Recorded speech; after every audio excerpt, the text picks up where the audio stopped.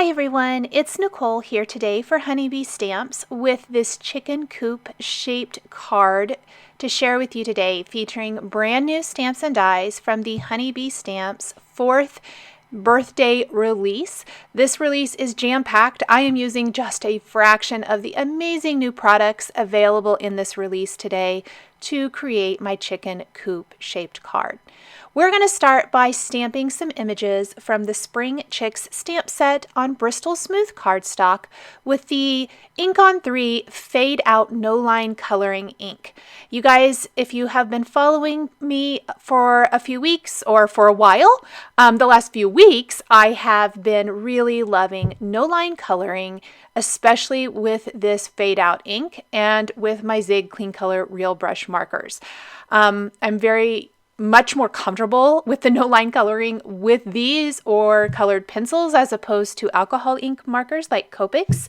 It's still a work in process. I'm hoping to get there eventually, but I did opt to go with my Zigs today, but you can use any color medium that you like. What is awesome about this ink is that it remains on your paper for a while. You have plenty of time to color. You would probably want to color it in one sitting, I would say, but you don't have to hurry like you might have to with a regular light dye ink because it fades so quickly. This will fade over time, but it gives you plenty of time to color in your images. I am using brown, light brown, and medium brown to color in the chickens. The brown color is mostly used for outlining. The light brown, pardon me, is used to kind of pull out that darker line and pull the shading towards the center of the critter. And then medium beige is used to finish blending and lightening towards the center of each chicken. At the top, the feathers are colored with deep red and geranium red. Deep red mostly used for, again, the outline, and then pulling that color away with our geranium red color.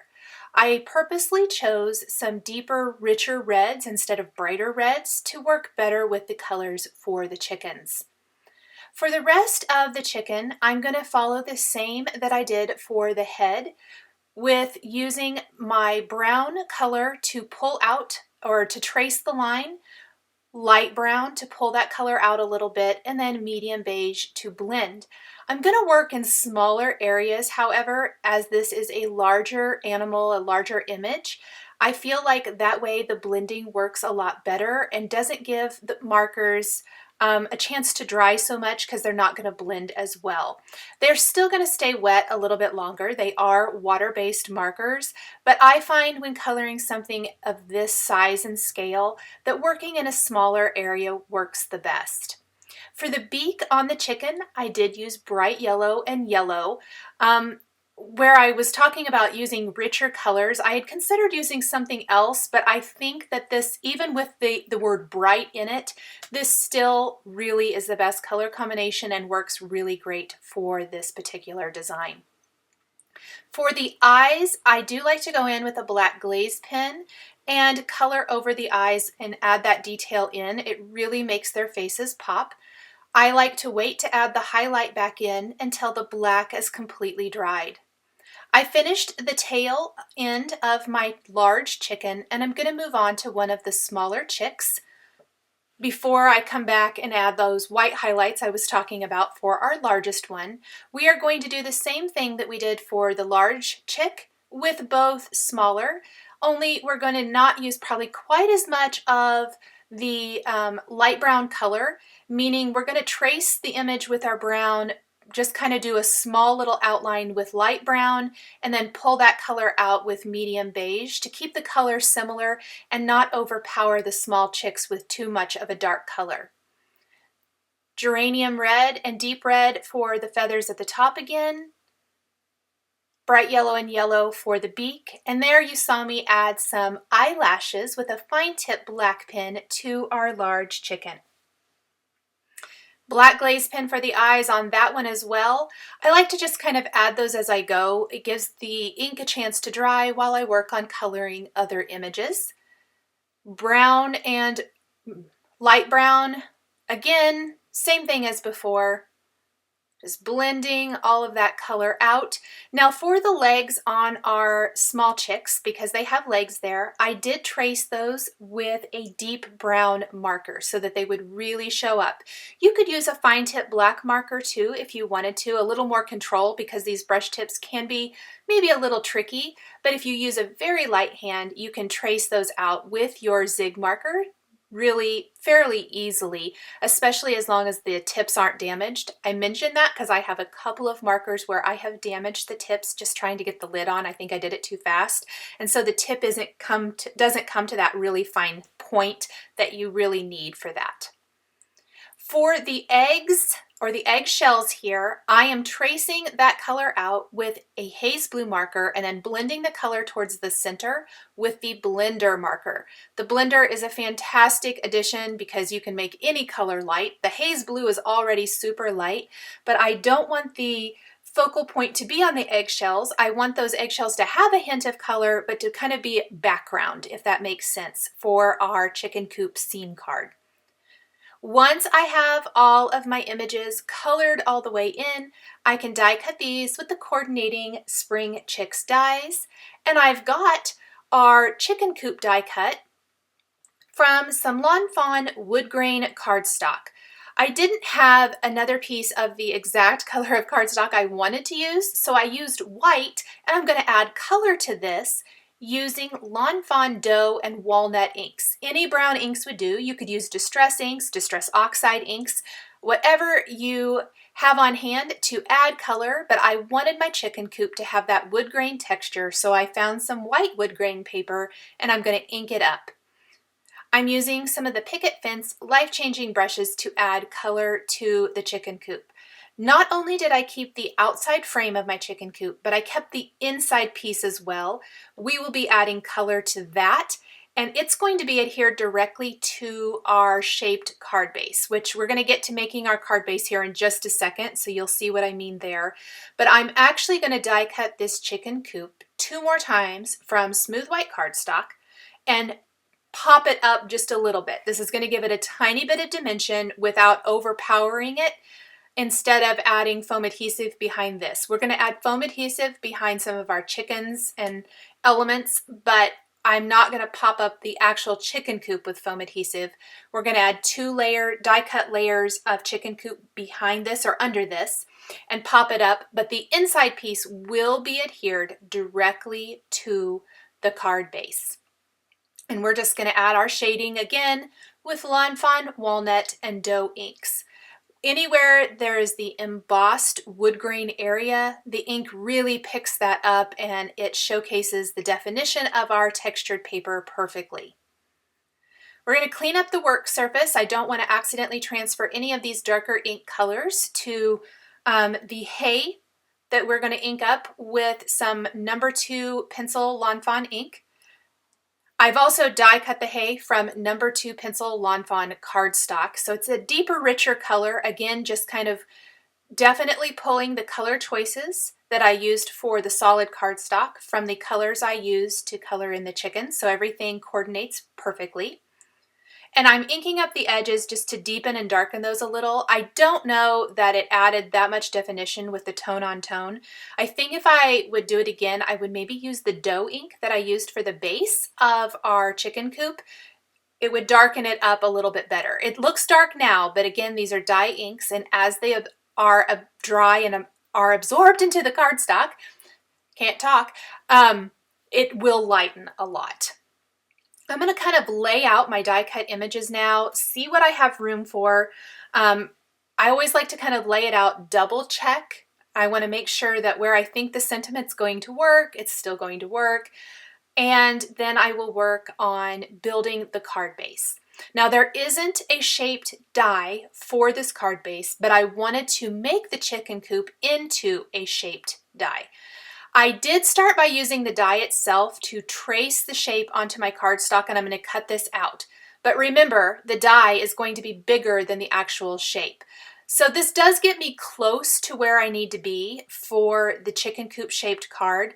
But once I have this cut out, I really need to take one of the actual die cuts, which is probably what I should have started with to begin with, and trace that shape onto my cardstock, because I'm going to need to do just a little additional trimming if I don't want a white border all the way around, which I don't want a white border all the way around. It was very easy to cut out and create my own. So here you can kind of see it's got that little white border. So let's just take one of our dies and trim or trace that out, trim that up. There's just a few little areas that we wanted to trim up a little bit more. And making sure I'm taking some nice sharp scissors and trimming out this shape. It's pretty straightforward and pretty easy to create your own shaped card this way. Once we have our chicken coop shaped card, we can start adding the layers for the chicken coop on top by gluing and adhering those in place. And then we can add all the rest of our elements and finish embellishing and adding our sentiments. So let's clean up our work surface really quick and let's start adhering all of our layers to our card. Here's what it's going to look like. I'm just putting some nice strong adhesive all over the front of the card because this first layer is actually an inlay. So we'll have one layer of white chicken coop and then our wood grain inked inside piece. I'm going to just use a little liquid glue then for the second layer and a liquid glue to add our final inked layer of that chicken coop.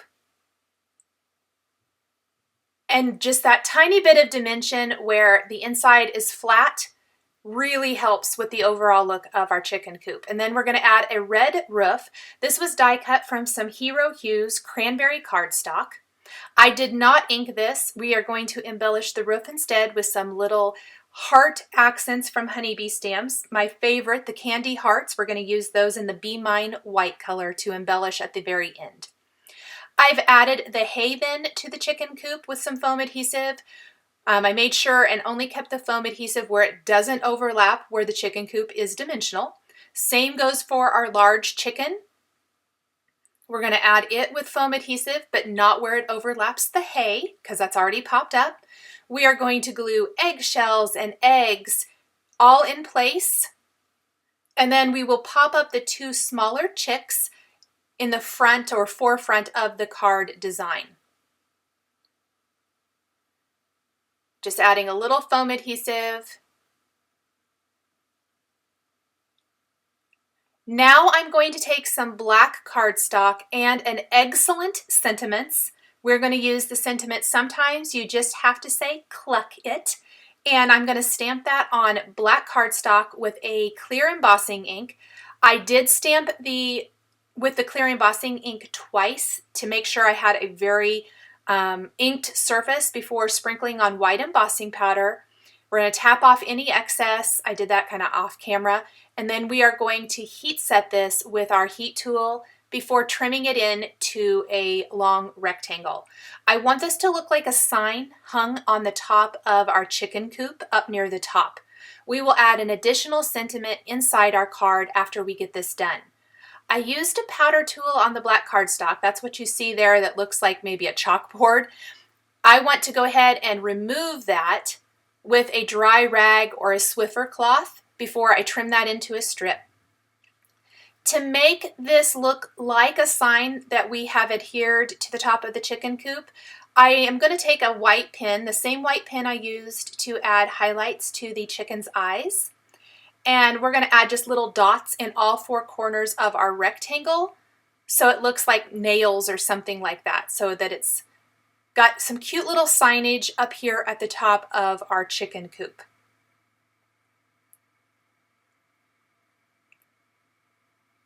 And that's where what I'm doing now is adding those white dots in all four corners. And then we will glue our sign in place. I am going to tuck it underneath just the top edge of our chicken. So I'm going to adhere this flat to the chicken coop and not with dimensional adhesive, because the sentiment is still legible and readable tucked behind, and I want my chickens to kind of be more of the focal point.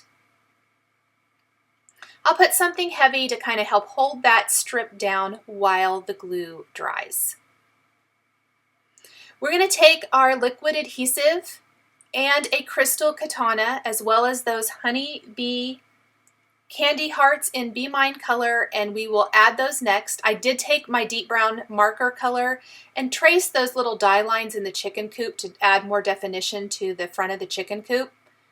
And then we will add all of our little accents. Now I laid them out first. I wanted to make sure that I liked this. It was the idea in my head, but I wanted to make sure that it was going to turn out the way I envisioned. And I like these little hearts. I think they add a really cute touch to the chicken coop. I'm going to use the crystal katana to pick them up and a glue tube to add a little dab of glue. And the crystal katana helps keep my fingers out of that. Plus I can use the sharp end to maneuver them while that glue is still wet if I need to. I did adhere them all straight up and down.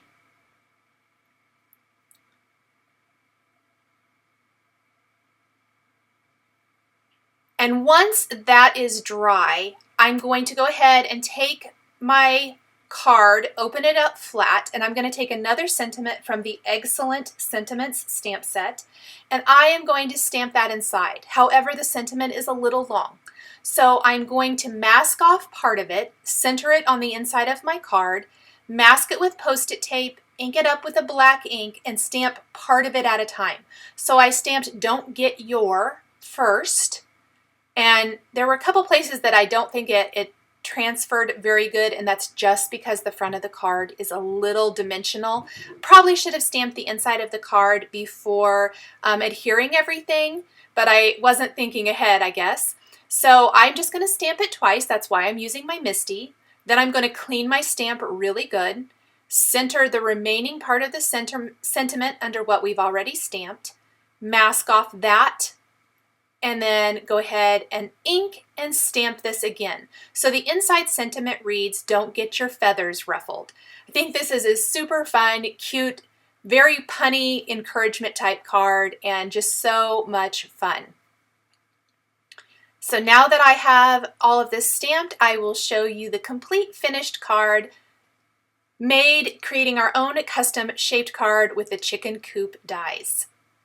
Thank you guys so much for joining me today for this chicken coop shaped card featuring new stamps and dies from the Honeybee Stamps 4th BEEday release. The supplies I used to create my card are listed and linked below the video here on YouTube. Here are a couple more videos featuring Honeybee stamps that you might be interested in. If you enjoyed this video, please give it a thumbs up and be sure to subscribe. Thank you so much for joining me today, and we'll catch you next time.